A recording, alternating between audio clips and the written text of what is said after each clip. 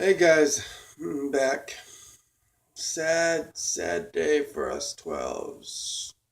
Seattle lost in a heartbreaker to Atlanta. Uh, so, uh, that was just depressing. Didn't seem like the defense could stop Atlanta. Penalties, did not like the penalties. That I don't even know what to say. I mean, that was just sad. I mean, I think like we only stopped them like 3 times. I think they only punted like 3 times, and and most of the time that they went down into the red zone, they got touchdowns instead of field goals. And anytime we went to the red zone, we didn't get touchdowns. We got field goals, and um, should have been a much closer game than it was. Excuse me. Seattle actually should have won, but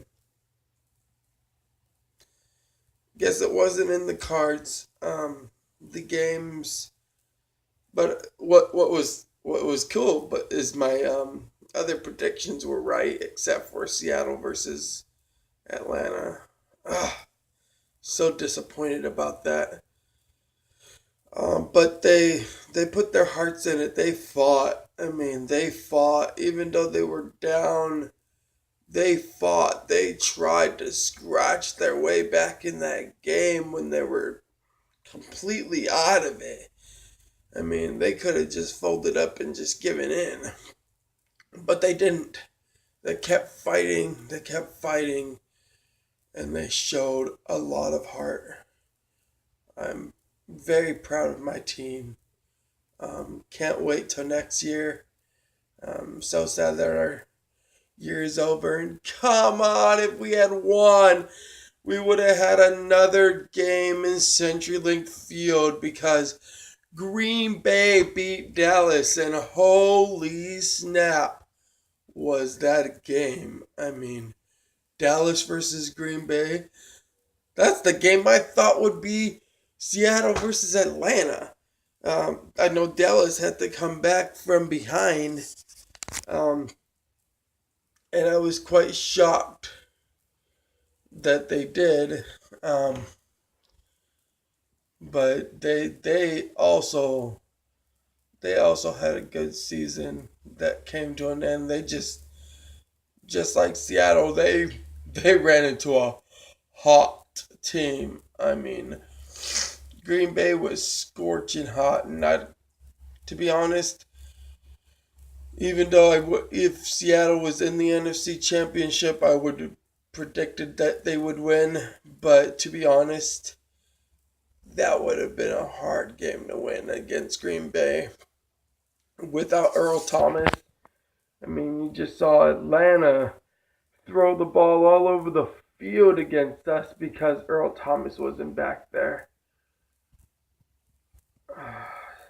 But there's hope for next year. I mean, and holy crap, Devin Hester. I mean, I know we just picked him up, but try to convince him not to retire. I mean, I know we have Lockett who can return kicks, and so if he does retire, that's fine. He deserves to retire. He wants to retire. He's had a great year, but he replenished something out of the old days. I mean, with those returns, holy smokes. I was like, jeez, no one's going to stop him. And I don't think they would have if it wasn't for that penalty. A penalty on, I have no idea who that penalty was on. I saw the replay on the hold. That was a stupid penalty. And it got rid of 80 yards. And that right there was a 5-point swing to Atlanta's way because they moved the ball back inside the 10, and then Russell Wilson got stepped on by Rose Udiambo. Ross, I don't remember how to say his name, the backup right guard. He stepped on his foot and he fell down into the end zone and got touched, which is a safety. So that's 2 points. And then they had to kick it off, and Atlanta had awesome, awesome field positioning. And then they got a field goal. I was glad that we actually kept them out of the end zone right there and let them have a field goal the rest of the game. We couldn't really do that. We couldn't keep them out of the end zone. We had so many mistakes. I think it was because of our backup cornerbacks. A lot of our cornerbacks got injured that game. Like, what's his name? Number 35, Deshaun Shedd. Deshaun Shedd got injured, and after Deshaun Shedd got injured, I believe they were on like what 3rd and 10, and they ended up getting the first down, and then ended up getting a touchdown when Deshaun Shedd was out. Yeah, so I'm not gonna make excuses. I'm gonna give Atlanta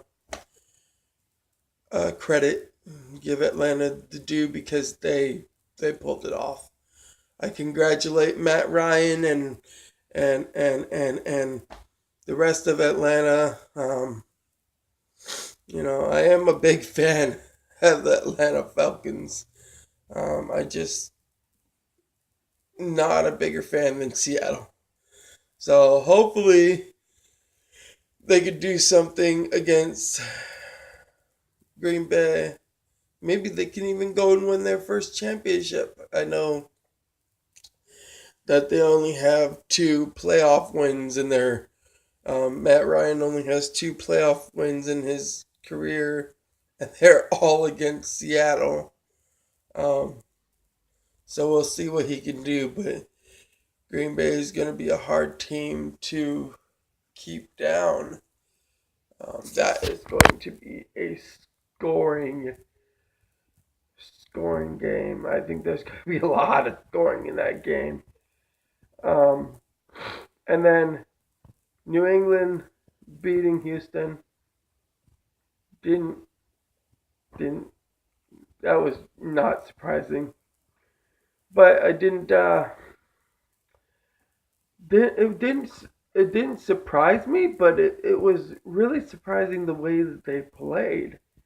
I mean, it was kind of they kind of played weird. I mean, I think that game should have been a more blowout than it was. They made some mistakes and they looked, wow, like they were missing something. Like they really missed the tight end. Why can't I remember people's names? Well, I don't know how they're gonna do again. I still think they're gonna beat Pittsburgh, and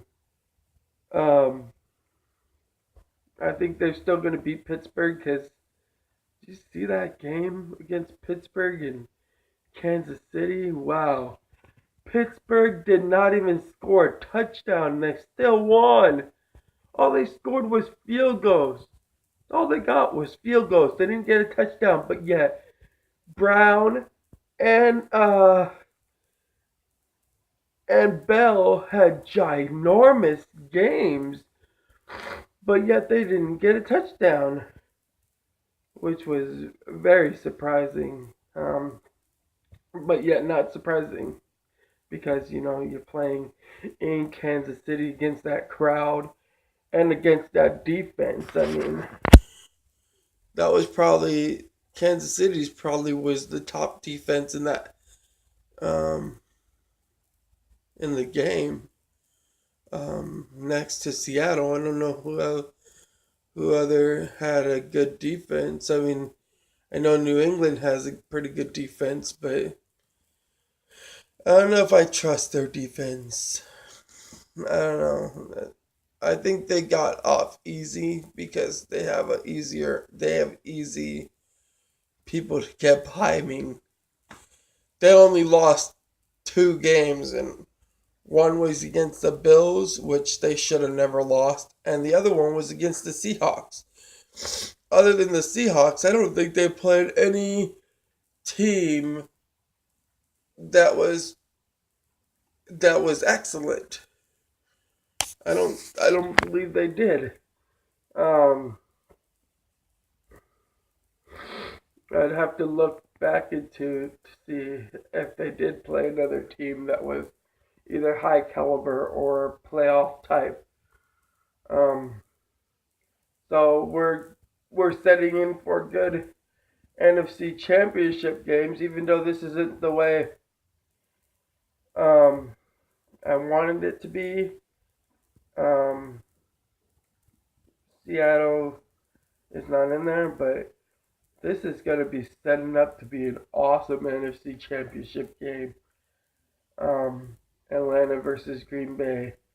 I mean, the only thing better would have been Seattle versus Green Bay. I would love to see that matchup again, but so sad that that's not going to happen. Our season is over, but I congratulate the Seahawks. Go Hawks, man. Go Russell Wilson. Um, Michael Bennett started yelling at a reporter. We're asking about what about the sacks. Like, come on, man. You only could get sacks when you could get sacks. And that guy was getting that ball out of his hand hecka quick. I'm wondering if we should have, like, and they did a good job of play calling. I mean, they they made sure that their receivers were not getting hands on. They were double crossing receivers, and so where you'd have to switch one defender to another defender. And yeah, it's just they had good play calling that game.